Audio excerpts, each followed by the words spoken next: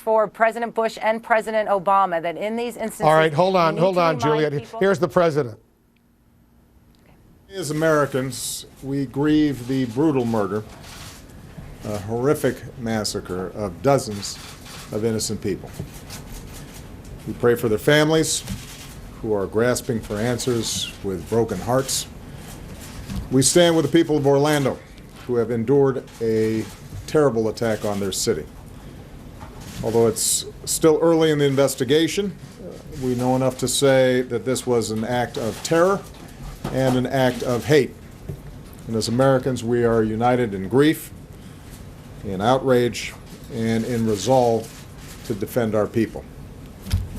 I just finished a meeting with FBI Director Comey and my Homeland Security and National Security advisors.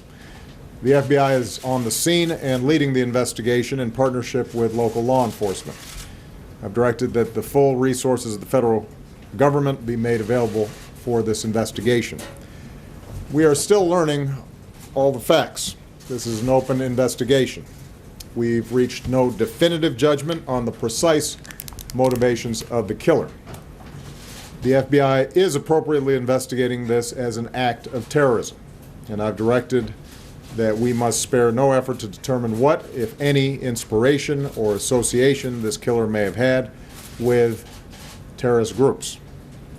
What is clear is that he was a person filled with hatred. Over the coming days, we will uncover why and how this happened, and we will go wherever the facts lead us. This morning I spoke with my good friend Orlando Mayor Buddy Dyer, and I conveyed to him the deepest condolences of the American people. This could have been any one of our communities. So I told Mayor Dyer that whatever help he and the people of Orlando need, they are going to get it. As a country, we will be there for the people of Orlando today, tomorrow, and for all the days to come. We also express our profound gratitude to all the police and first responders who rushed to harm's way.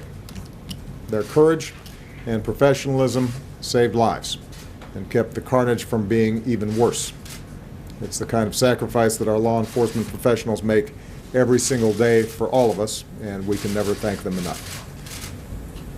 This is an especially heartbreaking day for all of our friends, our fellow Americans who are lesbian, gay, bisexual, or transgender. The shooter targeted a nightclub where people came together to be with friends, to dance and to sing and to live.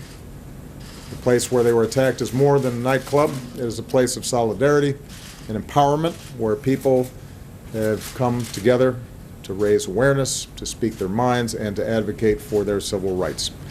So this is a sobering reminder that attacks on any American, regardless of race, ethnicity, religion, or sexual orientation, is an attack on all of us and on the fundamental values of equality and dignity that define us as a country. And no act of hate or terror will ever change who we are or the values that make us Americans. Today marks the most deadly shooting in American history. The shooter was apparently armed with a handgun and a powerful assault rifle. This massacre is therefore a further reminder of how easy it is for someone to get their hands on a weapon that lets them shoot people in a school or in a house of worship or a movie theater or in a nightclub. And we have to decide if that's the kind of country we want to be. And to actively do nothing is a decision as well. In the coming hours and days, we'll learn about the victims of this tragedy. Their names, their faces, who they were, the joy that they brought to families and to friends, and the difference that they made in this world.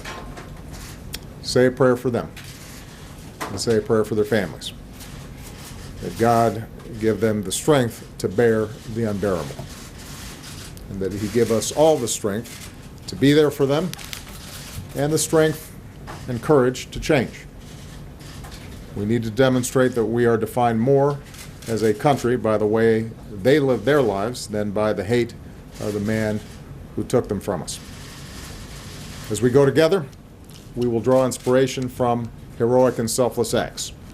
friends who helped friends, took care of each other, and saved lives. In the face of hate and violence, we will love one another. We will not give in to fear or turn against each other. Instead, we will stand united as Americans to protect our people and defend our nation and to take action against those who threaten us. May God bless the Americans we lost this morning. May He comfort their families. May God continue to watch over this country that we love. Thank you. Mr. President, with the shooter on the radar,